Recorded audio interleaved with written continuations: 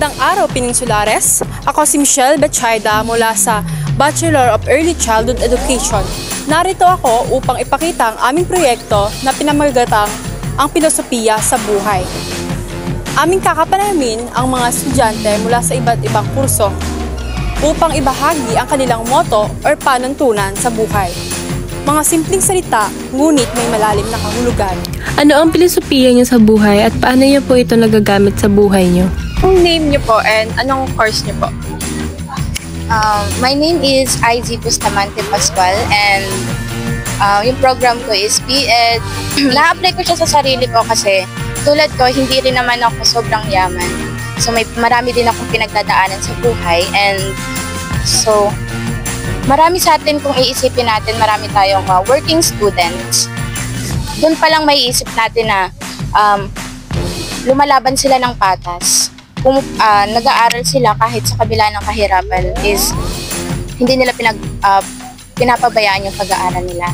And isa dito sa makakatulong siya sa atin, umpisa ay una si Lord kasi siya yung kung i-center natin si Lord sa ating buhay, doon natin malalaman na kapag kaya ng iba, malalaman din natin na kaya din natin gawin yung isang bagay na hindi hadlang ang kahirapan. Yun lang.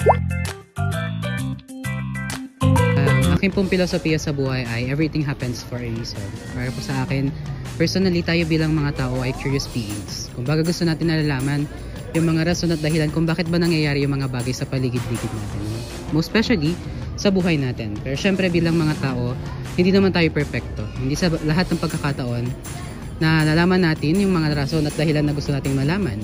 And kapag may katulad na situation na ganun, na nangyayari sa buhay ko, I always comfort myself by saying that no matter what happened, no matter how good, how bad, how expected or how unexpected, I will accept it because it probably happened for a reason. Niyo po and program. Ako si Danin Talbi, Ed Math 2 po. Sabihin natin sa buhay, if it is out of your hand, it should be out of your mind then. Paano natin siya na-apply sa pang-araw-araw? Sa akin, pag may nangyayaring inconvenience sa akin o kaya yung mga bagay na hindi pabor sa akin, hindi ko naman nakontrolado yun eh. Ang kaya ko na lang kontrolin is kung paano ako magre-react. At ayun yung ginagawa ko. Doon ako nagpo-focus sa kung ano yung may control pa ako kasi ayun lang naman yung magagawa natin. Masyado pang mahaba yung araw para magpa-apekto tayo sa mga inconvenience na maliliit mo. Nalili Kenneth, BS Ed Math 2. Ang filosofiya ko sa buhay ay time is gold. Nagagamit kita sa pang-araw-araw. Kunwari, kapag katapos ng lesson, magre-review ka agad sa pag-uwi. Huwag niyong gamitin yung oras sa mga walang kwentang bagay. Anong name niyo po and anong program niyo po? Hi, my name is Kurt Marayo from BSED 4A. My motto in life is, when the body has suffered, the spirit blooms, because suffering refines the body, allowing the spirit to flourish with newfound resilience and beauty. Thank you. Anong name niyo po and anong program niyo po? My name is Terence Kirby G. Pigtayan mula sa B.Ed 2A. Filosofiya ko sa buhay ay God is love. Nagagamit ko ito sa pang-araw-araw dahil kapag pumunta tayo kay Lord, ituturo niya sa atin kung ano yung tama na gagawin natin at hindi niya tayo papahamak sa araw-araw. Anong name niyo po and program? Program ko is from BS Ed Science 3A. Ako si Mary Rose B. Manalili. Filosofiya ko sa buhay is kapag may nagsaradong pinto, may bagong magbubukas na pinto ang para sa na-apply ko siya sa pang-araw-araw kong buhay, lalo na sa school. Kasi may mga pagkakataon na syempre hindi natin nakukuha yung mga gusto natin. Naiisip ko doon na baka hindi talaga ayun yung para sa atin. Baka may iba pang bagay or mga goals na makukuha natin sa buhay. My name is Cherin Salonga from BS Ed Science 3A. Time is gold. Kasi bawat oras is mahalaga sa atin at kailangan natin gawin yung dapat gawin. Kasi maiksi lang yung buhay.